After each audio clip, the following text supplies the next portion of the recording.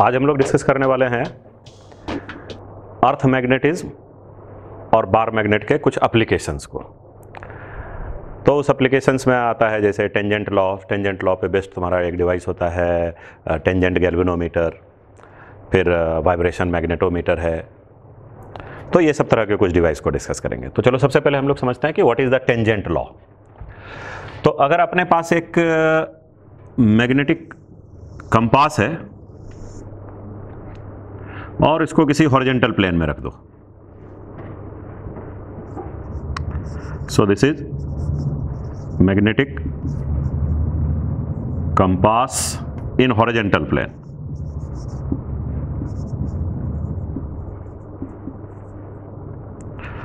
तो जब magnetic compass को हॉरिजॉन्टल प्लेन में रखोगे तो मैग्नेटिक नीडल क्या होगा, नॉर्थ साउथ में आ जाएगा। अर्थ का मैग्नेटिक फील्ड इस डायरेक्शन में, तो इस प्लेन को अगर हॉरिजॉन्टल प्लेन कंसीडर करेंगे तो इधर नॉर्थ इधर साउथ। तो बेसिकली अर्थ का मैग्नेटिक फील्ड जो है वो BH इस डायरेक्शन में होगा। तो अर्थ के मैग्नेटिक फील्ड की वजह से निडल इस डायरेक्शन में आ गए। लेकिन अब सोचो कि अगर यहां पे कोई एक एक्सटर्नल मैग्नेटिक फील्ड भी ले आओ, मान लो बाहर में एक कोई मैग्नेट तुमने यहां पे रख दिया, तो इस मैग्नेट का मैग्नेटिक फील्ड यहां पे राइट में आ जाएगा एग्जैक्टली इसके परपेंडिकुलर। तो उस केस में फिर क्या होने वाला है, तो ये जो मैग्नेटिक नीडल है इसके पास में तुमने एक मैग्नेटिक फील्ड ले आया B। तो ऑब्वियसली ये मैग्नेटिक फील्ड B किसी करंट कैरिंग लूप के वजह से आया होगा या किसी बार मैग्नेट के वजह से आया हो। लेकिन ये जो B में हमने लाया वो इस तरीके से कि B is exactly perpendicular to BH। तो इस डायरेक्शन में BH हो गए, अर्थ का मैग्नेटिक फील्ड का हॉरिजॉन्टल कंपोनेंट BH किस डायरेक्शन में, साउथ से नॉर्थ, और एग्जैक्टली उसके परपेंडिकुलर पे एक मैग्नेटिक फील्ड B ले आया। तो अब जो मैग्नेटिक निडल पहले किस डायरेक्शन में, नॉर्थ साउथ डायरेक्शन में था, तो BH इसको चाह रहा है इस डायरेक्शन में रखे निडल को, और ये मैग्नेटिक फील्ड चाहेगा कि निडल इस डायरेक्शन में आ जाए। लेकिन दोनों मैग्नेटिक फील्ड है तो इसके वजह से इक्विलिब्रियम पोजीशन में मैग्नेटिक निडल कुछ इस तरीके से रुकेगा।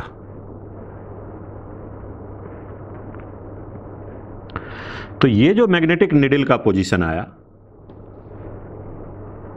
इधर नॉर्थ साउथ, तो इसका इक्विलिब्रियम पोजीशन जो ये हो गया इसका इक्विलिब्रियम पोजीशन।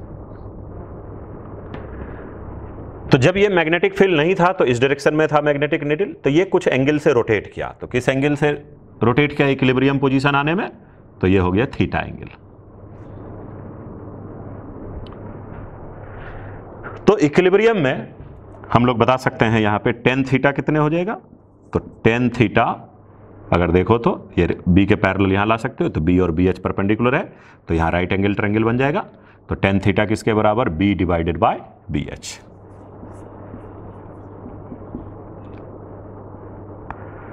तो magnetic field B is equal to BH tan theta. तो इसी को हम लोग बोलते हैं tangent law. This is tangent law, मतलब अर्थ का मैग्नेटिक फील्ड और एक एक्सटर्नल मैग्नेटिक फील्ड B, अगर ये दोनों एक दूसरे के परपेंडिकुलर है और हॉरिजॉन्टल प्लेन में मैग्नेटिक निडल को रखेंगे तो ये जो अर्थ का मैग्नेटिक फील्ड है उसके साथ थीटा एंगल पे इक्विलिब्रियम पोजीशन में रहेगा। तो tan थीटा किसके बराबर हो जाएगा, B बाय BH। सो B equal to BH tan theta. इसका मतलब अगर एक्सपेरिमेंटली ये थीटा हम मेजर कर लें, BH पता हो, तो ये मैग्नेटिक फील्ड B को मेजर किया जा सकता है। और इसी के प्रिंसिपल पे कुछ डिवाइसेस है जिसको कि हम लोग डिस्कस करेंगे। तो उसमें से एक डिवाइस आता है तुम्हारा टेंजेंट गैल्वेनोमीटर। तो टेंजेंट गैल्वेनोमीटर जैसे नाम से क्लियर है, गैल्वेनोमीटर है तो इसका मतलब ये करंट मेजर करने के लिए यूज होगा। MEC चैप्टर में जो हम लोगों ने गैल्वेनोमीटर देखा है वो मूविंग कॉइल गैल्वेनोमीटर थे। तो अगर उसका कुछ ध्यान हो तो बार मैग्नेट नॉर्थ और साउथ पोल फिक्स थे और उसके बीच में जो कॉइल था उसमें करंट पास करने से वो रोटेट कर रहा था। मतलब जब किसी कॉइल में हम लोगों ने करंट दिया तो वहां पे बेसिकली टॉर्क आया और टॉर्क कितने आया, torque equal to m cross b से। तो वहां पे बेसिकली क्वाइल का रोटेशन था, इसलिए उस गैल्वेनोमीटर का नाम क्या था, मूविंग क्वाइल गैल्वेनोमीटर। तो ये भी गैल्वेनोमीटर है, लेकिन यहां पे क्वाइल नहीं घूमेगा, क्वाइल फिक्स है। तो यहां पे देखो एक सर्कुलर क्वाइल है जो कि मैग्नेटिक मेरिडियन के प्लेन में रहेगा। तो सर्कुलर क्वाइल को आप रोटेट करके इसको फिक्स कर सकते हो, और इसको किधर फिक्स करना है, तो मैग्नेटिक मेरिडियन का प्लेन। मैग्नेटिक मेरिडियन का प्लेन ध्यान है ना, तो मैग्नेटिक मेरिडियन का प्लेन एक वर्टिकल प्लेन है, किधर से, तो मैग्नेट का जो फील्ड लाइंस यहां पे होगा उससे पास करता हुआ वर्टिकल प्लेन।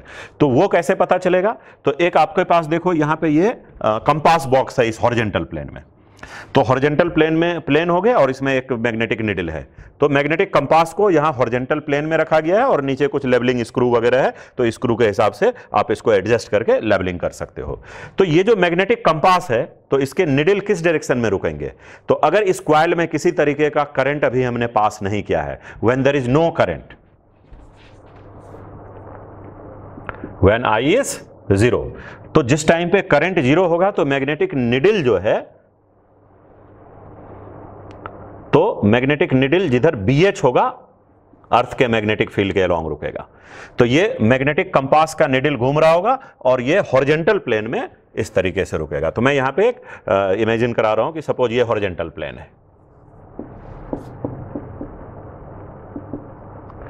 तो अगर ये हॉरिजॉन्टल प्लेन है तो मैग्नेटिक निडल घूम के जिस डायरेक्शन में रुकेगा, तो आप बता सकते हो जिस डायरेक्शन में मैग्नेटिक निडल रुका, तो मैग्नेटिक निडल का जो लाइंस है वही हो गया हॉरिजॉन्टल मैग्नेटिक फील्ड, मतलब इस डायरेक्शन में हॉरिजॉन्टल मैग्नेटिक फील्ड है। तो अब ये जो कॉइल है इसको हमें क्या करना है, तो इसको रोटेट करके इस प्लेन में ले आना है, क्योंकि इससे जो पास करता हुआ वर्टिकल प्लेन है वही होगा मैग्नेटिक मेरिडियन का प्लेन। तो इसका मतलब ये जो सर्कुलर कॉइल है उसको हम इस प्लेन में रखने वाले हैं, मतलब सर्कुलर कॉइल कुछ इस टाइप से यहां पे रहेगा।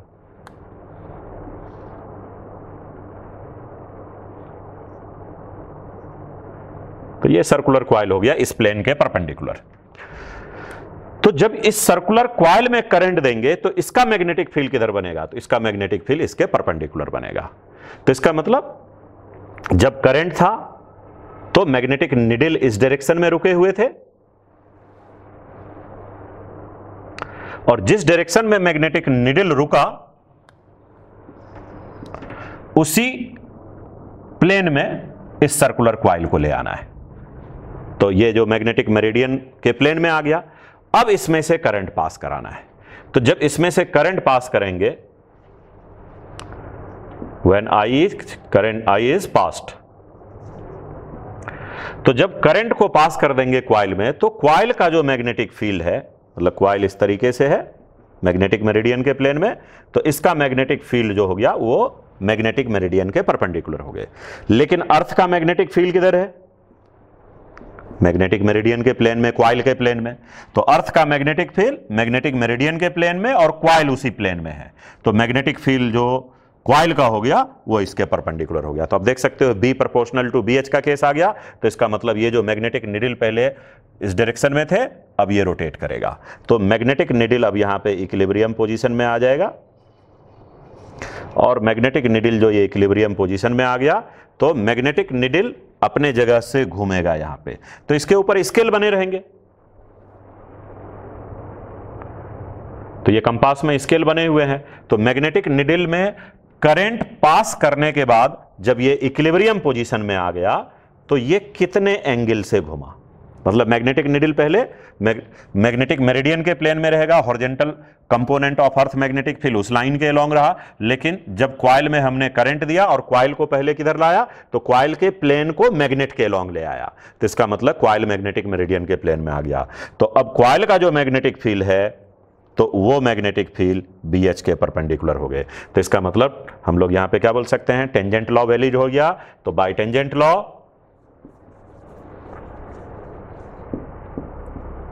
कब, इक्विलिब्रियम में, तो in equilibrium by tangent law B is equal to BH tan theta. और मैग्नेटिक फील्ड क्या होगा, तो रिंग का मैग्नेटिक फील्ड ध्यान है, बर्ड्स लॉ रिजल्ट से हम लोगों ने निकाला था। तो मैग्नेटिक फील्ड का फार्मूला क्या हो जाएगा, तो बी का मतलब एक टर्न का magnetic field mu naught I by 2r। तो कॉइल का रेडियस अगर r है तो मैग्नेटिक फील्ड सिंगल टर्न का तो mu naught I by 2r। Arc का रिजल्ट बताया था mu naught by 4 pi I by r into theta.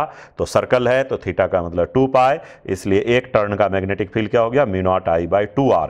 और अगर यहाँ नंबर ऑफ टर्न्स कॉइल के n है तो n times mu naught I by 2r equal to B H ten theta. तो हमारा पर्पस है यहाँ पे करंट मेजर करने के लिए डिफ्लेक्शन थीटा से। तो करंट आई पास करने से डिफ्लेक्शन थीटा मिला, तो आई का वैल्यू क्या हो जाएगा, तो I equal to B H, तो 2bh r by n times mu naught. ये देख सकते हो 2r इधर आ गया, तो 2r bh divided by n mu naught into tan theta.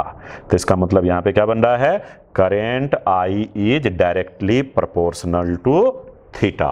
Current I is directly proportional to tan theta, और जो कांस्टेंट है उसको बोला जाता है रिडक्शन फैक्टर। तो ये कांस्टेंट हो गया and it is reduction factor. तो कॉइल में करंट पास करने से डिफ्लेक्शन थीटा मिला, तो वहां पे करंट कितने मिल जाएगा, I proportional to tan theta, और प्रोपोर्शनलिटी कांस्टेंट 2 इंटू अर्थ का magnetic field B H, R coil का radius and number of turns. Clear है, सिंपल। जब कॉइल में करंट पास किया तो जो मैग्नेटिक फील्ड B है और अर्थ का मैग्नेटिक फील्ड है, तो दोनों को हम लोगों ने कॉइल को इस तरीके से एडजस्ट किया कि B और BH परपेंडिकुलर होना चाहिए, और एडजस्टमेंट में कोई दिक्कत नहीं है। जब करंट पास नहीं कर रहा है तो मैग्नेटिक नीडल ऑलरेडी किधर रुकेगा, अर्थ के मैग्नेटिक फील्ड के अलोंग। तो कॉइल के प्लेन को अगर हमने इस प्लेन में ले आया तो अब जब कॉइल में करंट पास करेंगे तो ऑब्वियसली ये मैग्नेटिक फील्ड BH के परपेंडिकुलर आ जाएगा। तो टेन थीटा का मतलब होता है B बाई BH, तो इसका मतलब इक्विलिब्रियम पोजीशन में B का value BH into tan theta. B का वैल्यू क्या होता है, करंट कैरिंग वायर का mu naught I by 2r, number of turns यहाँ पे n, तो देख सकते हो I proportional to tan theta. लेकिन मूविंग कॉइल गैल्वेनोमीटर का एडवांटेज क्या था कि मूविंग कॉइल गैल्वेनोमीटर में जो करंट थे वो थीटा के प्रोपोर्शनल थे। तो प्रोपोर्शनल का मतलब वहां पे मूविंग कॉइल गैल्वेनोमीटर में, मूविंग कॉइल गैल्वेनोमीटर में, तो मूविंग कॉइल गैल्वेनोमीटर में I प्रोपोर्शनल टू थीटा है। वहां पे ये मैग्नेट फिक्स रखते थे और वहां पे कॉइल में रोटेशन मिलता था। तो कॉइल में करंट पास किए थे तो थीटा मिला था, लेकिन वहां I प्रोपोर्शनल टू थीटा, इसका मतलब वहां का स्केल जो था वो लीनियर था, I प्रोपोर्शनल टू थीटा। लेकिन यहाँ पे देख सकते हो I proportional to tan theta, तो यहाँ का स्केल थोड़ा लीनियर नहीं होगा। हालांकि थीटा बहुत स्मॉल लेंगे तो टेन थीटा अप्रोक्सीमेटली थीटा होगा, तो स्मॉल थीटा पे तो लीनियर रहेगा, लेकिन लार्ज थीटा जैसे जैसे बढ़ते थीटा बढ़ेगा तो फिर स्केल आपका लीनियर नहीं रहेगा। तो ये हो गया हमारा टेंजेंट गैल्वेनोमीटर। इसमें कॉइल फिक्स है और मोशन किसका हो रहा है, मैग्नेट का हो रहा है। जबकि इसमें क्या हो रहा है, मूविंग कॉइल गैल्वेनोमीटर में मैग्नेट फिक्स है और मोशन किसका हो रहा है, कॉइल का। और ये आपको किसके प्रिंसिपल पे काम करता है, तो ये इक्विलिब्रियम के प्रिंसिपल में टेंजेंट लॉ के बेसिस पे काम करता है, और जबकि जो मूविंग कॉइल गैल्वेनोमीटर है वो टॉर्क के प्रिंसिपल पे काम करता है, torque equal to m cross b के प्रिंसिपल पे। देखो एक डिवाइस होता है डिफ्लेक्शन मैग्नेटोमीटर, तो ये भी बार मैग्नेट और अर्थ मैग्नेटिक फील्ड के प्रिंसिपल पे ही काम करता है, मतलब ये भी बेसिकली टेंजेंट लॉ पे ही काम करता है।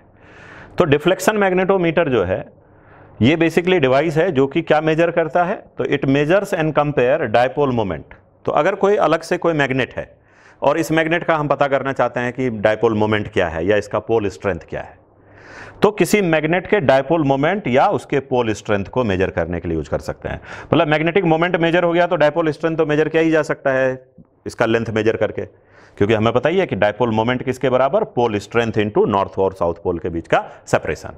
तो सेपरेशन तो ज्योमेट्रिकल लेंथ मेजर कर लोगे, उससे फिर मैग्नेटिक लेंथ आ जाएगा। तो मैग्नेटिक लेंथ किसके बराबर, ज्योमेट्रिकल लेंथ इंटू 5/6।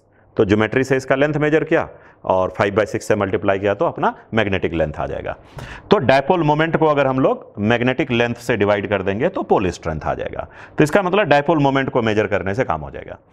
तो डायपोल मोमेंट को अगर मेजर कर सकते हैं तो ऑब्वियसली कंपेयर भी किया जा सकता है दो अलग अलग मैग्नेट का। तो ये जो डिवाइस है इसमें बेसिकली क्या होता है, एक मैग्नेटिक कंपास, मान लो ये मिडिल का ये जो पार्ट है ये मैग्नेटिक कंपास है, और इसके दोनों साइड में दो स्ट्रिप रहते हैं, वुडन स्ट्रिप रहते हैं, और उसके ऊपर स्केल बने रहते हैं। तो मैग्नेटिक कंपास है तो इसके ऊपर तो एंगल मेजर करने के लिए सर्कुलर स्केल बने रहेंगे। तो मैग्नेटिक कंपास के ऊपर सर्कुलर स्केल मेजर है, सर्कुलर स्केल बने हुए हैं जो कि क्या मेजर करेगा, एंगल को मेजर करेगा। और ये जो वुडन स्ट्रिप है इस पे दोनों तरफ स्केल बने हुए हैं, लेकिन उस दोनों स्केल का ओरिजिन जो है वो मैग्नेटिक निडल का जो सेंटर है वहां पे है। मतलब स्केल का जो जीरो है वो समझ लो कि ये जो स्केल है तो इस स्केल का जीरो यहां पे लिया जाएगा।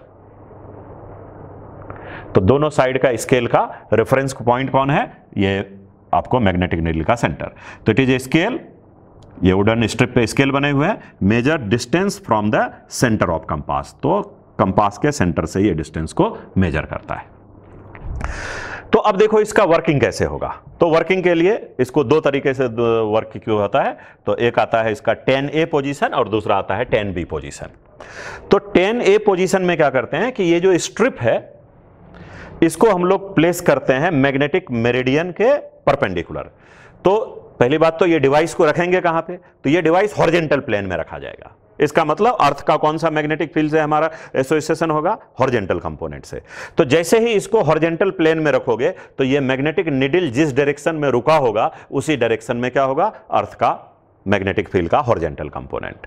तो अपने को क्या करना है कि इस आर्म को रोटेट करा के मैग्नेटिक निडल के परपेंडिकुलर लाना है।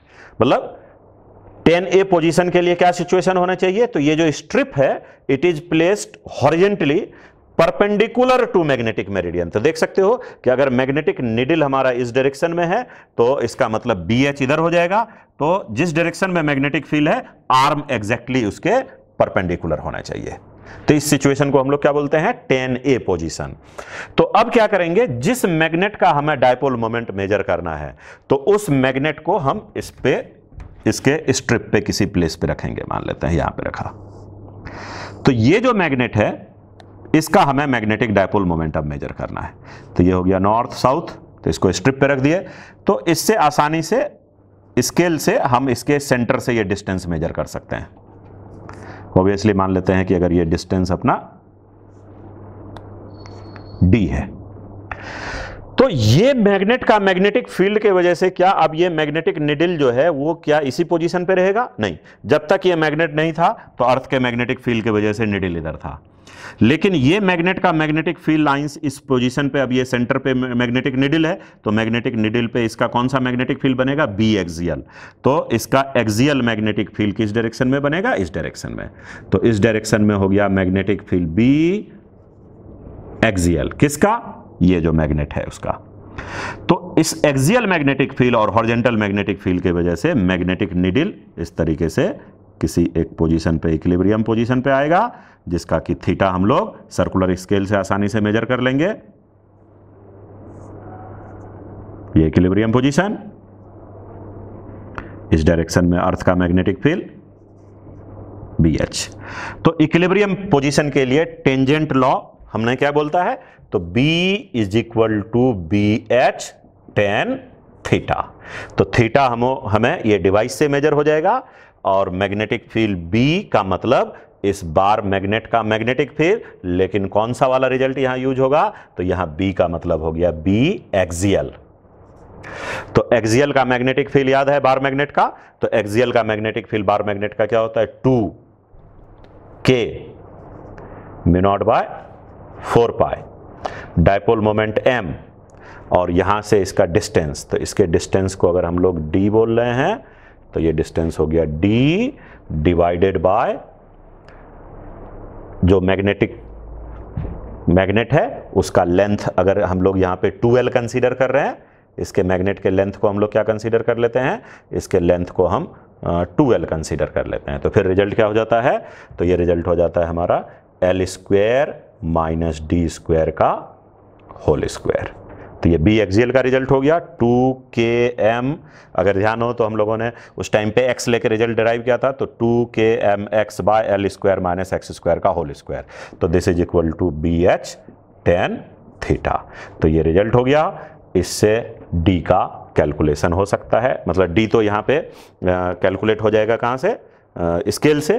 तो स्केल से अपने को यहाँ पे d का वैल्यू पता है, डायपोल मोमेंट हमें मेजर करना है, तो m यहाँ पे मेजर होगा। एक्सपेरिमेंट से हमें क्या क्या मेजर होगा, तो एक्सपेरिमेंट से थीटा मेजर होगा और यहाँ से इस स्केल से थीटा मेजर, मतलब दो स्केल है, तो सर्कुलर स्केल हमें थीटा बताएगा और ये जो वुडन स्ट्रिप पे स्केल है इससे हमें d का वैल्यू पता चल जाएगा। और l को तो हम लोग आसानी से मैग्नेट से, ये जो जिस मैग्नेट का डायपोल मोमेंट मेजर करना है उससे L मेजर हो जाएगा। तो इस तरीके से इस रिजल्ट से मैग्नेटिक डायपोल मोमेंट फाइंड किया जा सकता है।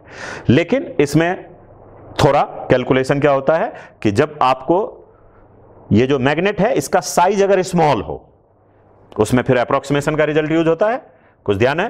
तो अगर इसी रिजल्ट में ये बोल दिया जाए if L is far far less then D, मतलब ये जो डिस्टेंस d है इसके रिस्पेक्ट में अगर मैग्नेटिक डायपोल का लेंथ स्मॉल है, तो उस केस में फिर ये जो b एक्सियल है उसका रिजल्ट हम लोग क्या यूज कर लेंगे, तो 2k का मतलब म्यू नॉट बाय 4 पाई और dipole moment m by x cube मतलब यहाँ d cube is equal to BH tan theta. तो इससे थोड़ा कैलकुलेशन ईजी हो जाएगा और आसानी से यहाँ m मेजर हो जाएगा कितने, तो BH अर्थ का हॉरिजॉन्टल कंपोनेंट का magnetic field into tan theta, theta हमें सर्कुलर स्केल से मेजर हो जाएगा, इनटू d क्यूब, तो d क्यूब d हमें मेजर हो जाएगा ये स्ट्रिप पे जो लीनियर स्केल है उससे मेजर हो जाएगा, और डिवाइडेड बाय d क्यूब से मल्टीप्लाई हो गया इनटू डिवाइडेड बाय 2 और म्यू नॉट बाय 4 पाई। तो इस वाले रिजल्ट से देखो तो मैग्नेटिक डायपोल मोमेंट कैलकुलेशन थोड़ा इजी होगा, और अगर एग्जैक्ट की बात करेंगे तो इससे रिजल्ट होगा। तो बेसिक समझ में आया, टेंजेंट लॉ पे काम कर रहा है। टेंजेंट लॉ क्या बोलता है, B is equal to BH tan theta.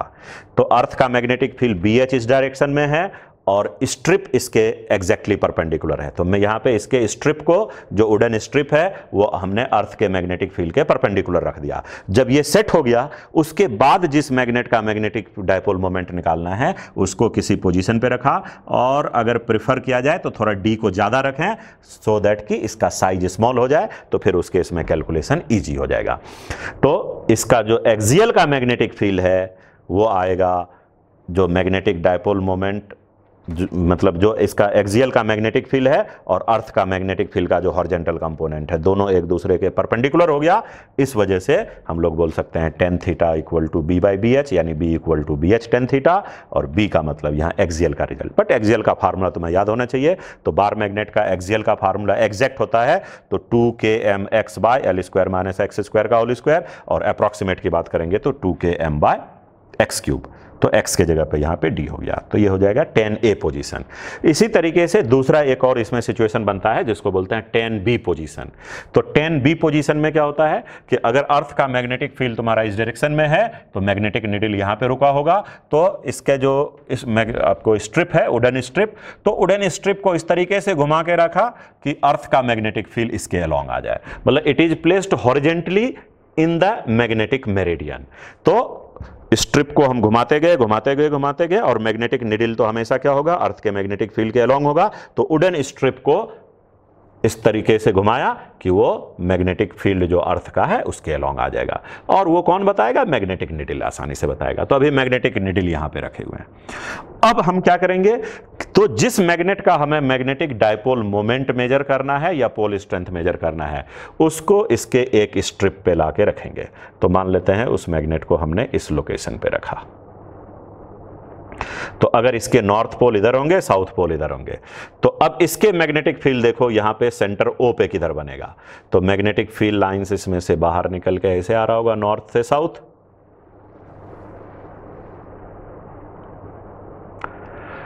तो इस जगह पे जो मैग्नेटिक फील्ड है वो एग्जैक्टली BH के परपेंडिकुलर हो गए। लेकिन यहां पे जो मैग्नेटिक फील्ड बना इस बार मैग्नेट का, तो वो कौन सा मैग्नेटिक फील्ड बन गए, तो ये मैग्नेटिक फील्ड बन गए B इक्वेटोरियल।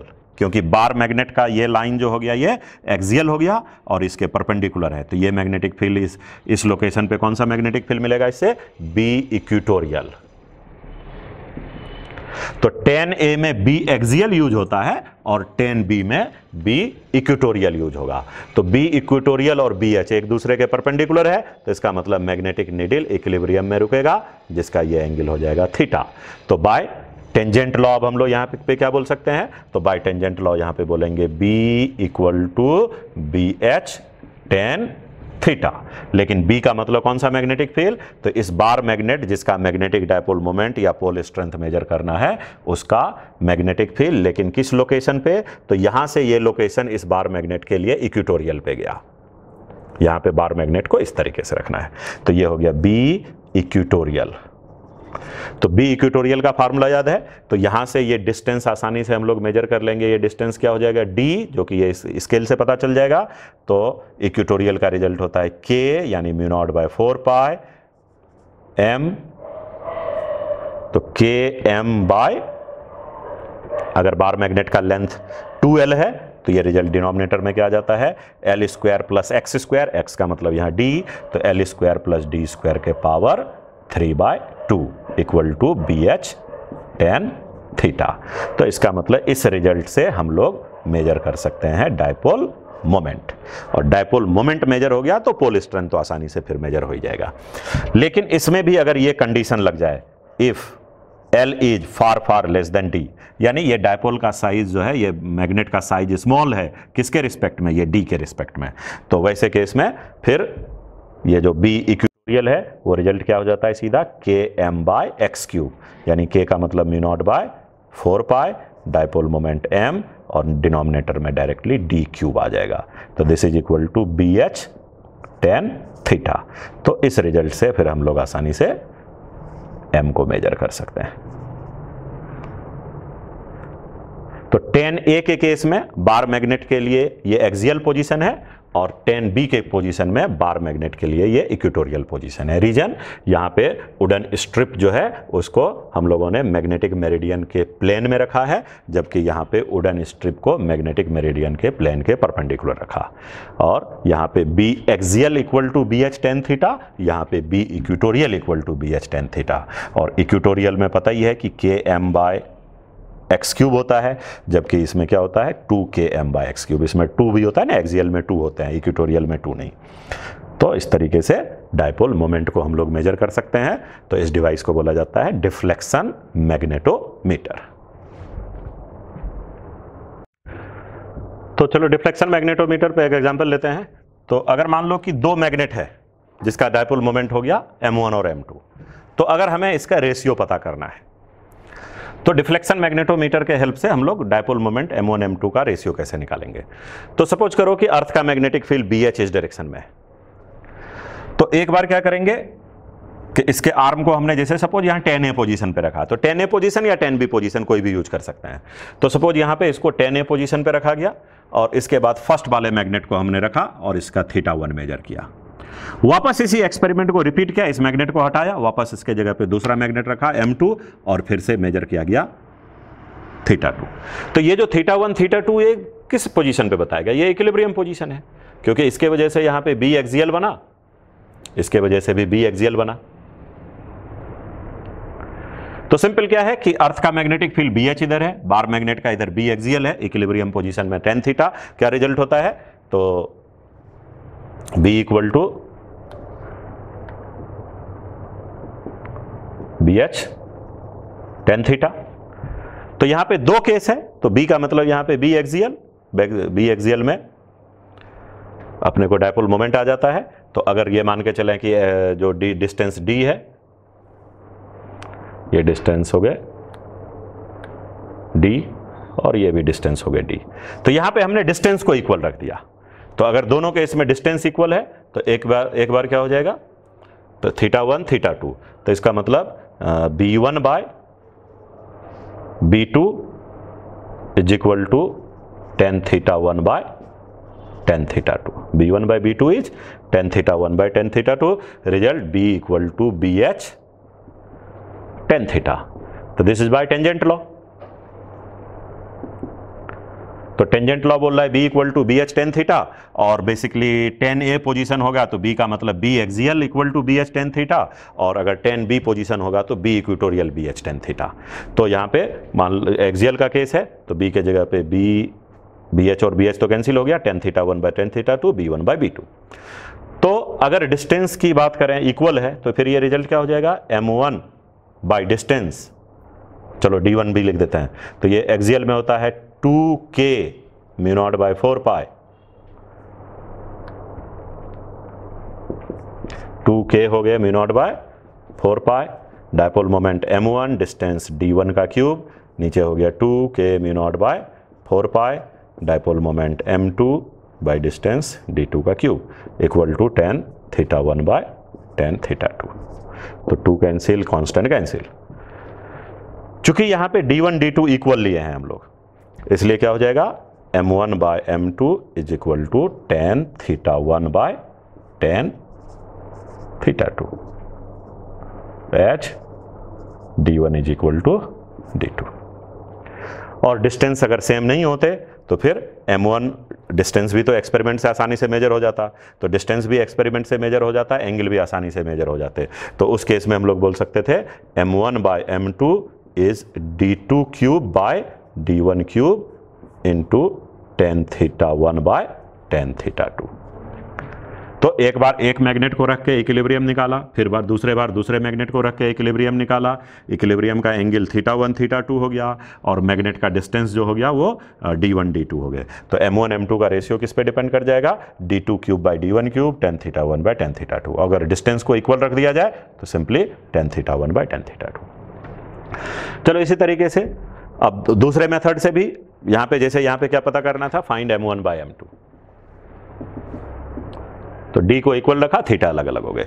लेकिन ऐसा भी कर सकते हैं कि इसको मान लो 10a पोजीशन पे हमने रख दिया, और उसके बाद दोनों मैग्नेट को रख दिया, एक को d1 डिस्टेंस पे, एक को d2 डिस्टेंस पे।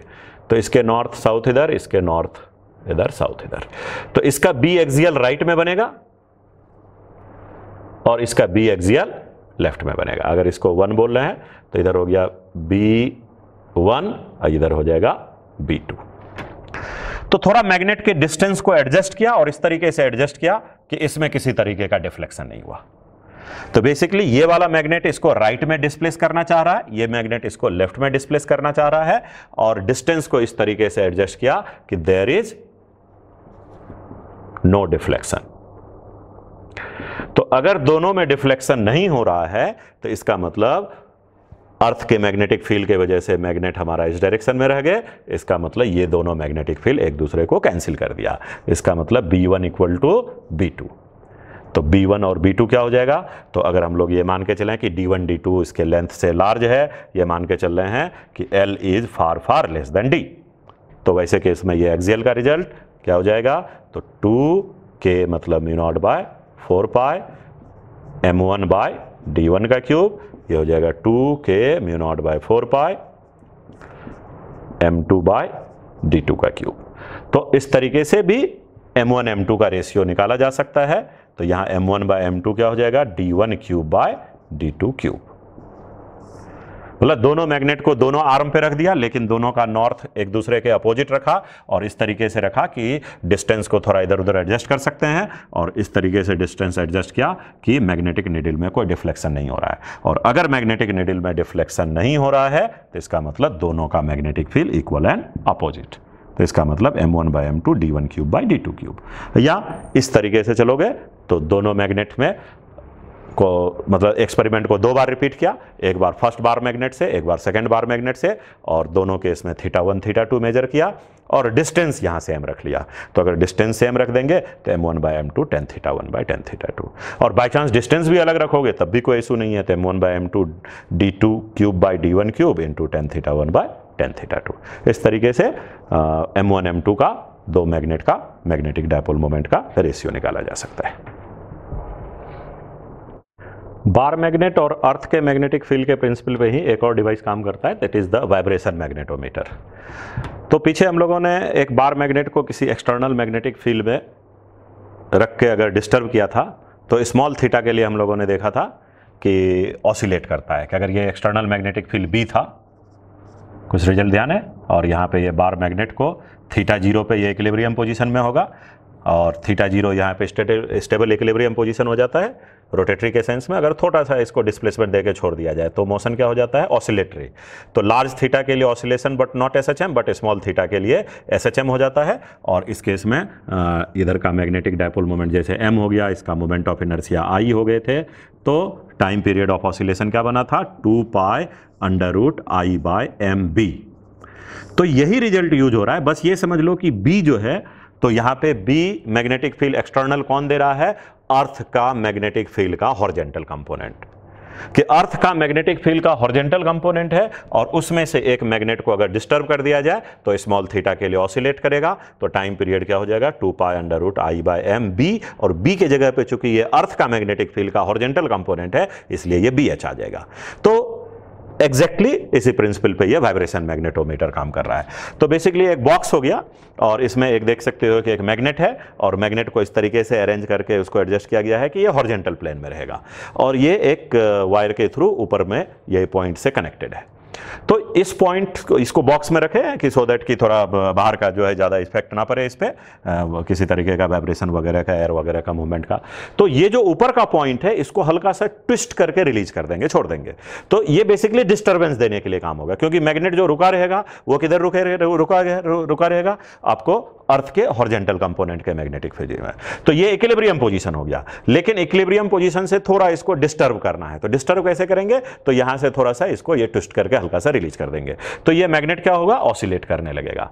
ठीक है, तो it is twist and release to disturb the magnet from equilibrium position. तो इसके वजह से क्या हो गया कि अर्थ का मैग्नेटिक फील्ड, तो magnet oscillate in horizontal plane.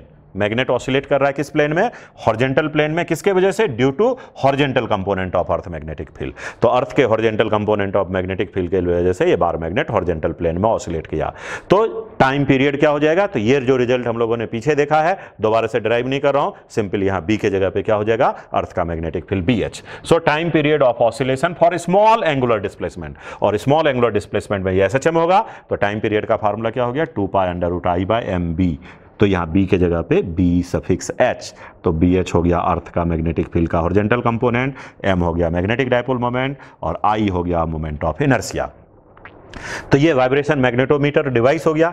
तो इसके क्या यूजेज हैं, तो एक तो यूज ये हो गया कि अगर तुम इसको ट्विस्ट कर दोगे तो ये ऑसिलेट करने लगे तो हम लोग स्टॉप वॉच के हेल्प से हम टाइम पीरियड मेजर कर सकते हैं। तो अगर मान लो कि 10 ऑसिलेशन 20 ऑसिलेशन का टाइम हमने मेजर कर दिया तो पर ऑसिलेशन टाइम निकाला जा सकता है। तो जैसे स्टॉप वॉच को ऑन करेंगे तो काउंट करेंगे कितने बार ऑसिलेट किया, 1 2 3 4, इस तरीके से 10-20 ऑसिलेशन के लिए टाइम मेजर किया और फिर उसको पर ऑसिलेशन टाइम निकालेंगे।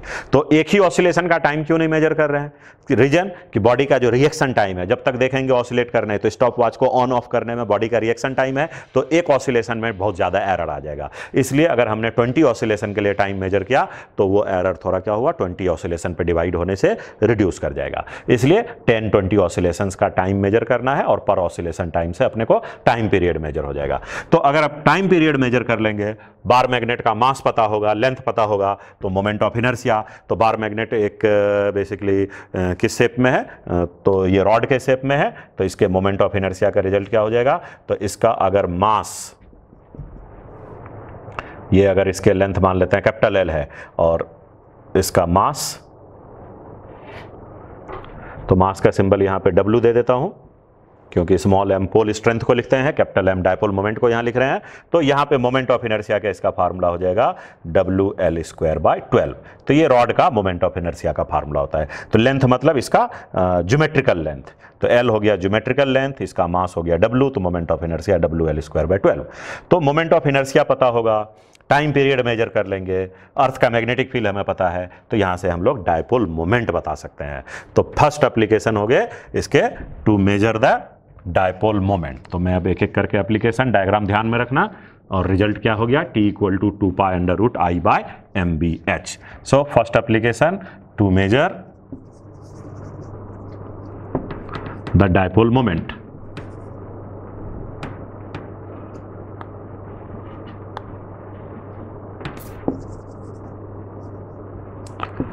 तो कौन सा dipole moment, obviously magnetic dipole moment measure करेंगे। तो क्या हो जाएगा, फार्मूला यहां से देख सकते हो, तो T = 2 pi √I/mb/H M B H, तो देयरफॉर एम का वैल्यू क्या हो जाएगा, स्क्वायर करेंगे T square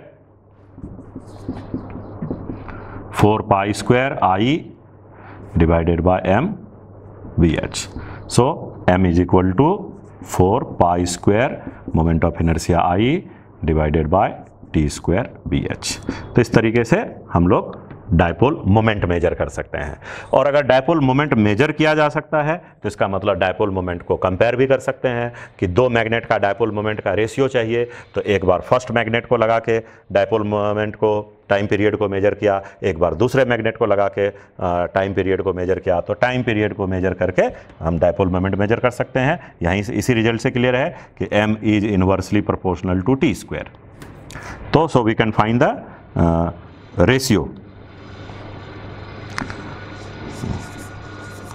ratio of two dipole moment. तो आपको दो बार एक्सपेरिमेंट परफॉर्म करना पड़ेगा। क्लियर है कि एक बार मैग्नेट है तो एक बार ये ऑसिलेट किया तो इस केस में टाइम पीरियड हो गए t1, और दूसरे बार इस मैग्नेट को ऑसिलेट कराया तो अब इस केस में टाइम पीरियड हो गया t2। तो बार मैग्नेट का dipole moment m1 m2 time period t1 t2। तो m1 m2 और t1 t2 का रेशियो क्या बन जाएगा, तो इस वाले रिजल्ट से देख सकते हो m proportional to 1 by T square. तो therefore m1 by m2 is equal to t2 square by t1 square. तो इस तरीके से बार मैग्नेट का डायपोल मोमेंट का रेशियो निकाला जा सकता है। और भी इसके कुछ एप्लीकेशन है। अगर मान लो अर्थ के दो अलग अलग लोकेशन का हमें मैग्नेटिक डायपोल मोमेंट का रेशियो निकालना है कि अर्थ के दो हिस्से पे, तो अगर अर्थ के एक हिस्से पे यहाँ पे एक बार इस डिवाइस को रख के ऑसिलेट कराया, फिर अर्थ के दूसरे हिस्से पे रख के इसको ऑसिलेट कराया, तो यहाँ पे अर्थ का मैग्नेटिक फील्ड है BH1, यहाँ पे अर्थ का मैग्नेटिक फील्ड है BH2, तो यहाँ पे time period of oscillation T1, यहाँ पे time period of oscillation T2। तो T1 T2 को मेजर करके BH1 और BH2 का रेशियो बता सकते हैं। तो वो कैसे आ जाएगा, तो टाइम पीरियड का फार्मूला देख ही लो। तो ये क्या बताएगा, ratio of BH at two place. तो दो अलग अलग जगह का BH अलग अलग होगा तो उसका रेशियो कैसे निकालेंगे। तो टाइम पीरियड का फार्मूला लिखो 2 pi under root I by M BH। तो यहाँ पे मैग्नेट सेम रखेंगे सो दैट कि जो डायपोल मोमेंट यहाँ पे है वही डायपोल मोमेंट यहाँ पे रहेंगे, लेकिन दोनों जगह पे टाइम पीरियड BH के चेंज होने से चेंज हो जाएगा। तो यहाँ से देख सकते हो T square is proportional to 1 by BH। तो therefore BH1 divided by BH2 किसके बराबर हो जाएगा, T2 square by T1 square के बराबर। तो इस तरीके से अलग अलग अर्थ के हिस्से पे मैग्नेटिक फील्ड का रेशियो निकाला जा सकता है। हाँ, रेशियो ऑफ डायपोल मोमेंट जो है और भी एक तरीके से निकाल सकते हैं। तो मान लेते हैं कि ये इसको बोलते हैं सम एंड डिफरेंस मेथड, मतलब रेशियो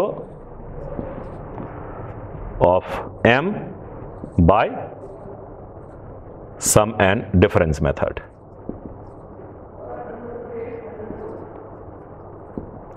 तो ratio of m1 and m2, तो जो दो डायपोल है m1 और m2 है उसका रेशियो निकालना है सम एंड डिफरेंस मेथड।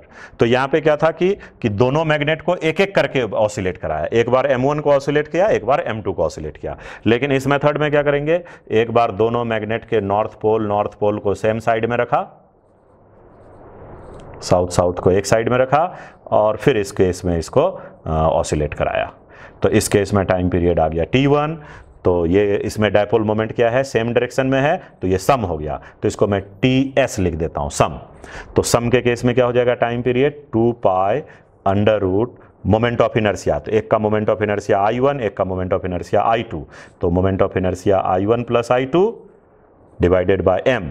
तो m क्या हो गया, यहाँ पे दोनों m का डायरेक्शन सेम है, तो ये m1 ये m2, तो इसलिए सम हो जाएगा m1 plus m2 into BH। और एक बार इस मैग्नेट के पोल को अपोजिट डायरेक्शन में रख देंगे तो वो डिफरेंस का केस बनेगा कि अगर हमने दोनों का डायरेक्शन अपोजिट रखा, मतलब एक का इधर नॉर्थ है तो दूसरे का साउथ, इधर एक का साउथ है तो दूसरे का नॉर्थ, तो मोमेंट ऑफ इनर्शिया तो सम ही होगा, लेकिन m1 m2 का डिफरेंस आ जाएगा। तो इसके टाइम पीरियड को मैं TD लिख देता हूं, तो T सफिक्स D डिफरेंस किसके बराबर, तो 2 pi under root moment of inertia I1 plus I2, लेकिन डायपोल मोमेंट कितने, तो डायपोल मोमेंट का डिफरेंस आ जाएगा, तो यहां पे आ जाएगा m1 minus m2 into BH। हालांकि m1 m2 में मॉड रहेगा, तो मान के चलो कि अगर m1 ग्रेटर देन m2 है तो m1 माइनस m2। तो अब ये सम और डिफरेंस आ गया, तो इसका मतलब इसका रेशियो क्या बन जाएगा, इधर से हटा रहा हूं, तो देखो कि TS स्क्वायर और TD का स्क्वायर कर दो, तो सम का स्क्वायर बाय डिफरेंस का स्क्वायर, तो दोनों का स्क्वायर करेंगे तो 2 पाई तो ऐसे ही गया और रूट भी गए, मोमेंट ऑफ इनर्शिया भी चला जाएगा, BH भी चला जाएगा, क्योंकि मोमेंट ऑफ इनर्शिया भी सेम है, तो इसका मतलब क्या हो गया, TS का स्क्वायर, तो सम का स्क्वायर करेंगे तो डिनोमिनेटर में m1 प्लस m2 और न्यूमरेटर में डिनोमिनेटर का TD का स्क्वायर, तो m1 माइनस m2 ऊपर गए, तो सम का स्क्वायर और डिफरेंस का स्क्वायर, मोमेंट ऑफ इनर्शिया दोनों का I1 प्लस I2 वो भी कैंसिल, अर्थ का मैग्नेटिक फील्ड BH वो भी कैंसिल हो गए,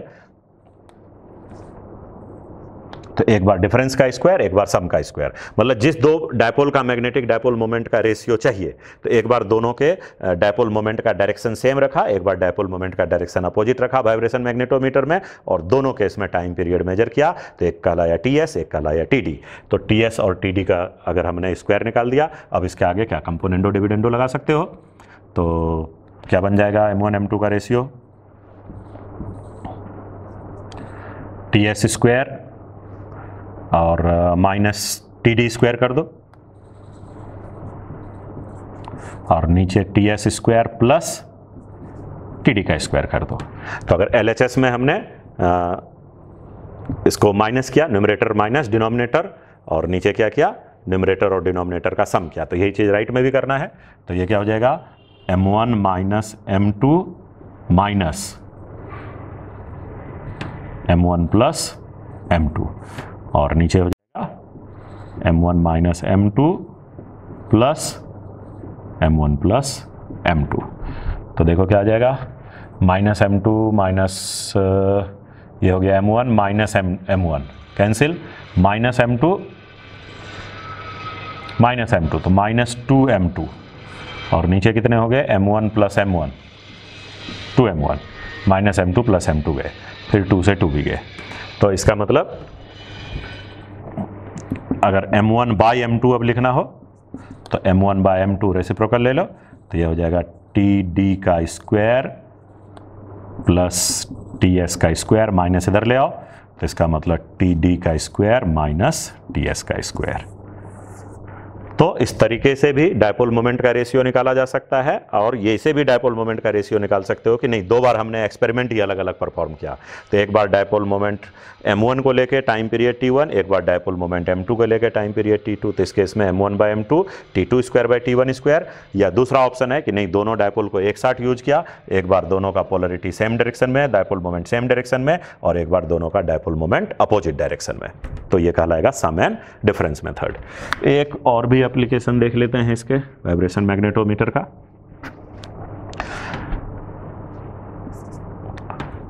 मान लो कि ये वाइब्रेशन मैग्नेटोमीटर के बॉक्स हो गए, तो एक बार तो इसको अर्थ के मैग्नेटिक फील्ड में ऑसिलेट कराया, अभी कौन सा मैग्नेटिक फील्ड है BH, तो BH में ये अपना ऑसिलेट किया, तो इसका टाइम पीरियड हो गया कुछ T1, तो इसमें T का मतलब हो गया 2 pi under root I by M into BH। अब हम लोग क्या चाहते हैं कि इस बॉक्स के बगल में एक और मैग्नेट ले आया, लेकिन उस मैग्नेट को हम लोगों ने इस तरीके से रखा कि इसका जो मैग्नेटिक फील्ड है और अर्थ का मैग्नेटिक फील्ड है दोनों सेम डायरेक्शन में आ गए, तो इसका मतलब यहां पे क्या हो जाएगा, इस मैग्नेट का मैग्नेटिक फील्ड B और अर्थ का मैग्नेटिक फील्ड BH दोनों सेम डायरेक्शन में। तो यहां हमारा पर्पस है to find the ratio of B and BH। तो B का मतलब किसी मैग्नेट का मैग्नेटिक फील्ड B है इस पर्टिकुलर लोकेशन पे, कि ये मैग्नेट का यहाँ पे मैग्नेटिक फील्ड B है, अर्थ का मैग्नेटिक फील्ड BH है, तो B और BH का क्या रेशियो हो गया।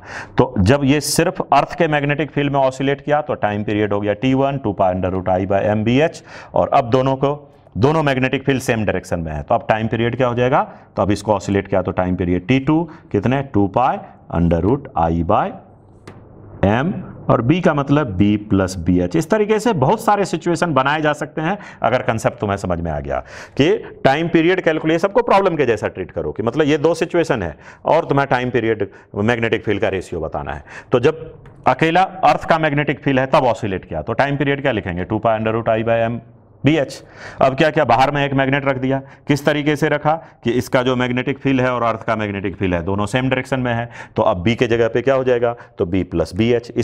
इस मैग्नेटिक फील्ड में अभी ऑसिलेट किया तो टाइम पीरियड T2 हो गए। तो अब आगे इसको सॉल्व कर सकते हो। तो अगर टाइम पीरियड T1 T2 है तो आगे का सॉल्यूशन इसमें क्या बनता है, दोनों को स्क्वायर कर देंगे, तो T1 स्क्वायर बाय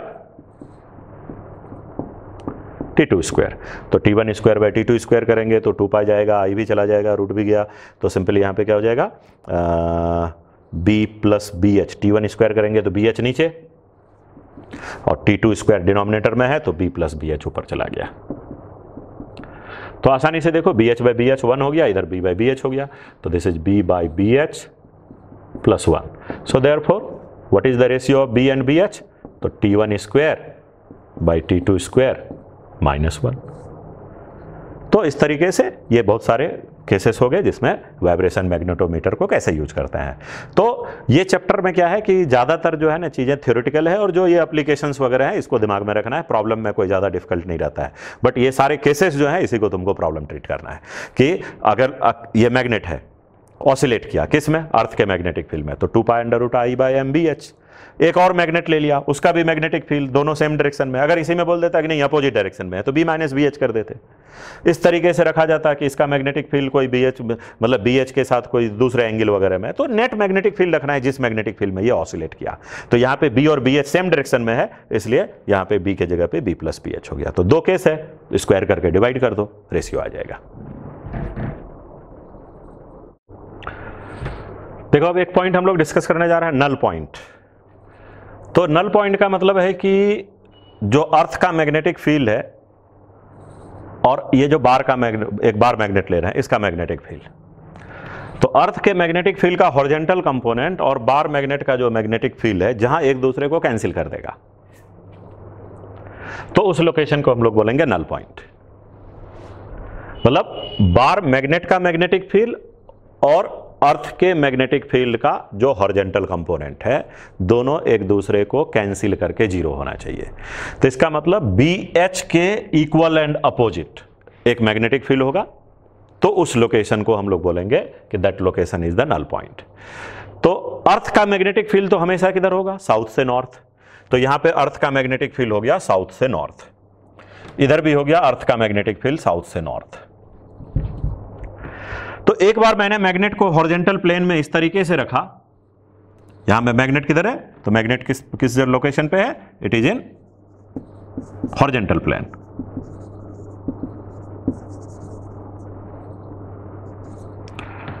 तो यहां मैग्नेट को हॉरिजॉन्टल प्लेन में रखा, तो अब देखो कि इस पे नल पॉइंट किधर मिलने वाला है। तो बार मैग्नेट का मैग्नेटिक फील्ड लाइंस तो तुम्हें पता ही है कि मैग्नेटिक फील्ड लाइंस नॉर्थ से निकल के साउथ में आता है। तो थोड़ा मैग्नेटिक फील्ड लाइंस इसके देखें कि किधर बनता है, तो नॉर्थ मैग्नेटिक फील्ड लाइंस, इधर से नॉर्थ से फील्ड लाइंस बाहर निकला होगा, साउथ पे फील्ड लाइंस आ रहा होगा।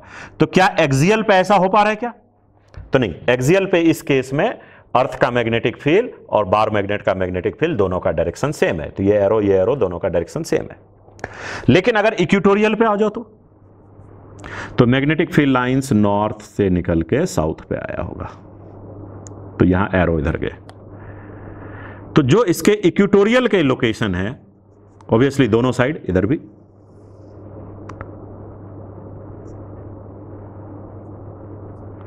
तो ये बार मैग्नेट का मैग्नेटिक फील्ड लाइंस हुआ नॉर्थ से निकल के साउथ पे आ रहा है। तो एक्सियल पे B और BH सेम डायरेक्शन में है, लेकिन अगर इक्वेटोरियल पे देखो तो BH हो गया इधर की ओर और बार मैग्नेट का मैग्नेटिक फील्ड अपोजिट डायरेक्शन में है।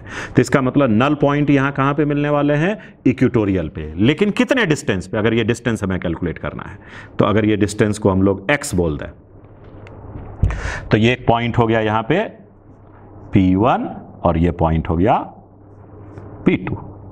तो P1 P2 को हम यहां नल पॉइंट बोल सकते हैं। P1 and P2 are null point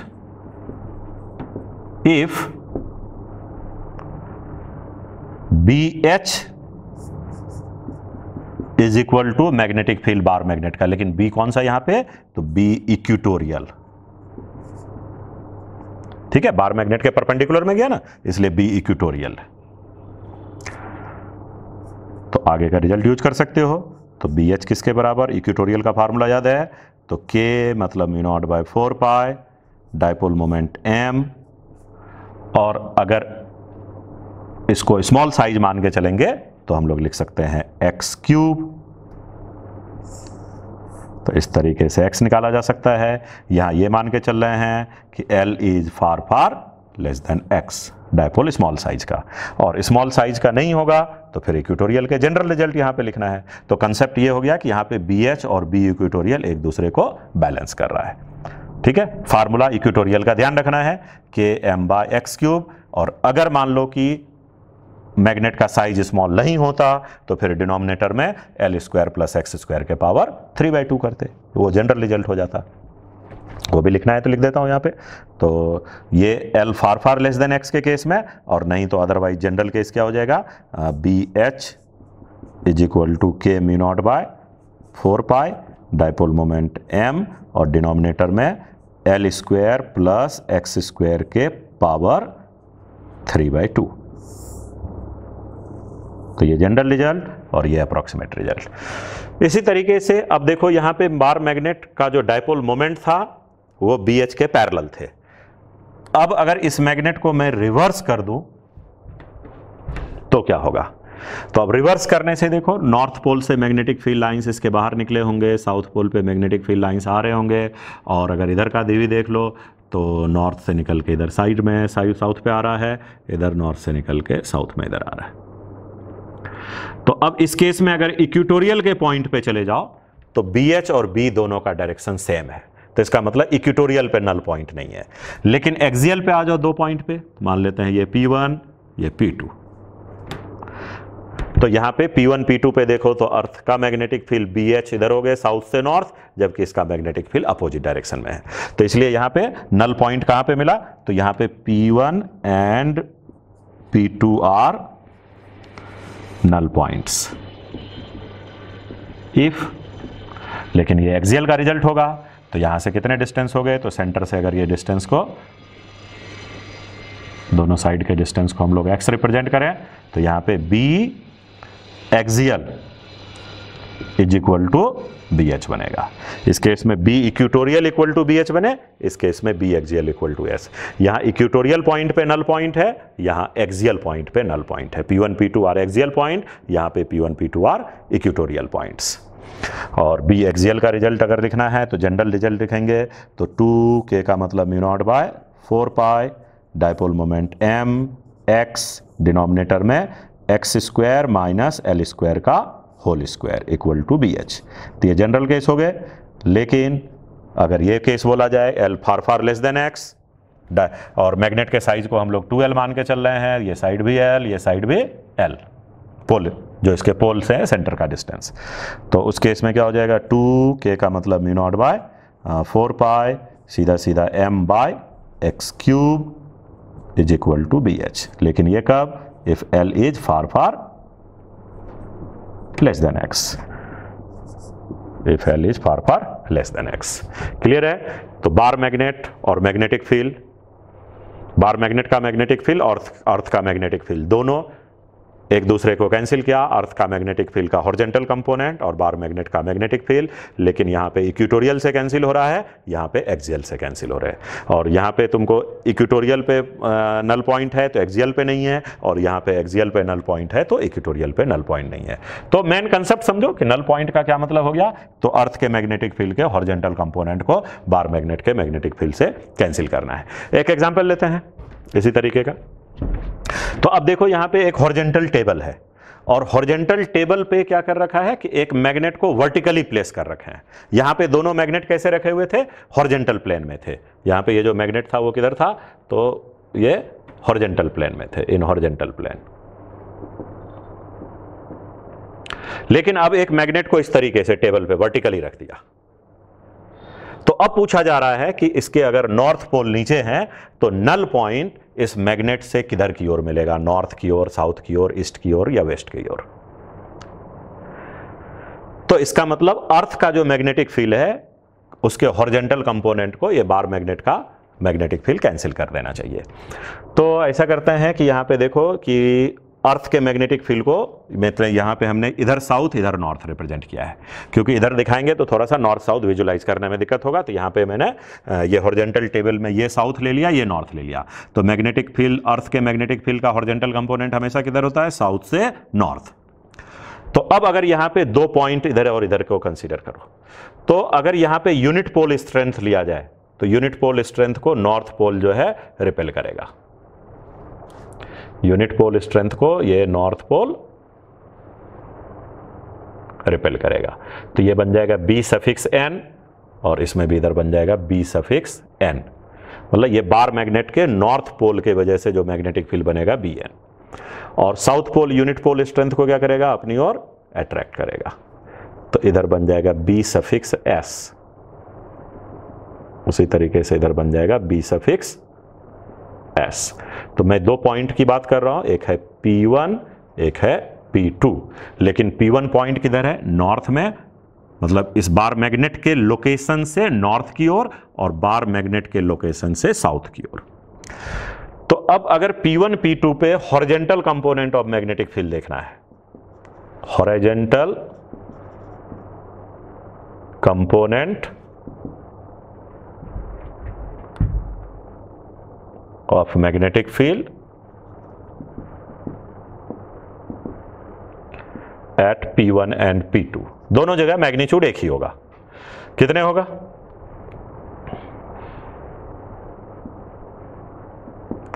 तो अगर इस एंगल को हम लोग थीटा कंसीडर करें, दोनों का डिस्टेंस हम सेम मान के चल रहे हैं कि ये डिस्टेंस भी x, ये डिस्टेंस भी x, तो bs cos थीटा और इधर bs cos थीटा। तो bn और bs cos थीटा एक दूसरे के अपोजिट है, तो bn और bs में ज्यादा कौन सा होगा, तो नॉर्थ पोल से ये डिस्टेंस पास में है, साउथ पोल से ये डिस्टेंस ज्यादा डिस्टेंस पे है। नॉर्थ और साउथ दोनों का पोल स्ट्रेंथ तो इक्वल ही हो गए।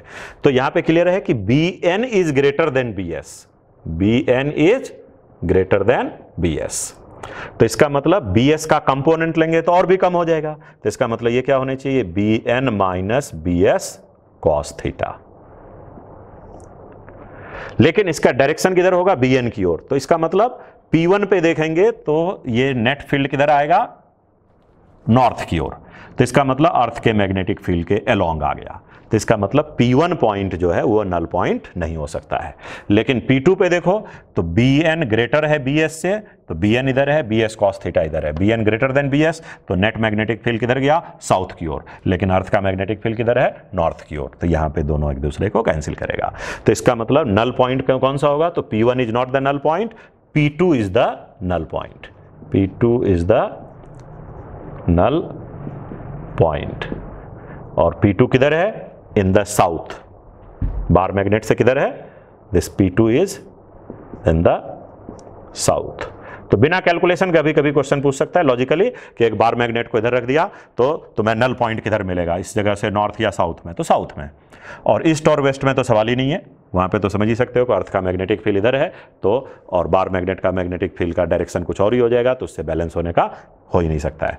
तो नॉर्थ और साउथ में सोचना था, लेकिन नॉर्थ की ओर जाएंगे तो Bn Bs पे डोमिनेट कर रहा है, तो Bn Bh के अलोंग जा रहा है, जबकि यहाँ Bn और Bh अपोजिट जा रहा है। तो यहाँ पे साउथ में नेट मैग्नेटिक फील्ड का हॉरिजॉन्टल कंपोनेंट 0 हो सकता है। तो यहाँ नल पॉइंट कौन का लाया, तो P2 is the null point. और कैलकुलेशन भी करना है तो किसके बराबर लिखेंगे, BH इज इक्वल टू, तो अर्थ के हॉरिजॉन्टल कंपोनेंट के मैग्नेटिक फील्ड को कौन बैलेंस करेगा, तो BN minus BS cos theta. क्या BN और BS को लिख सकते हैं, तो अगर पोल स्ट्रेंथ को स्मॉल m मान के चलें, ये डिस्टेंस x मान के चलें, तो पोल स्ट्रेंथ इलेक्ट्रोस्टैटिक्स के जैसा, जैसे KQ/R² लिखते हो, तो यहाँ पे क्या हो जाएगा KM/x²। तो K का मतलब यहाँ पे μ0/4 पाई, पोल स्ट्रेंथ m, और यहाँ से ये डिस्टेंस x, तो बाय x² माइनस BS। तो इसमें भी क्या लिखेंगे KQ/R², तो K का मतलब μ0/4 पाई, पोल स्ट्रेंथ का मैग्नीट्यूड m, और ये डिस्टेंस का स्क्वायर, तो ये है 2l, ये डिस्टेंस को हम लोग क्या बोल के चलेंगे, तो दिस डिस्टेंस इज 2l, और ये x, तो इसका स्क्वायर किसके बराबर, 2l का स्क्वायर, यानी 4l² प्लस x², तो 4l का स्क्वायर प्लस x²। लेकिन यहाँ पे cos थीटा भी मल्टीप्लाई करना है, तो cos थीटा क्या हो जाएगा, x/r, cos थीटा क्या हो जाएगा, x/r, तो x बाय, और ये r का मतलब अंडर रूट कितने, 2l का स्क्वायर, यानी 4l का स्क्वायर प्लस x²। तो ये कैलकुलेशन हो गए, लेकिन ये समझना है कि P2 जो है नल पॉइंट होगा, और वो बार मैग्नेट से किधर की ओर है, साउथ की ओर है।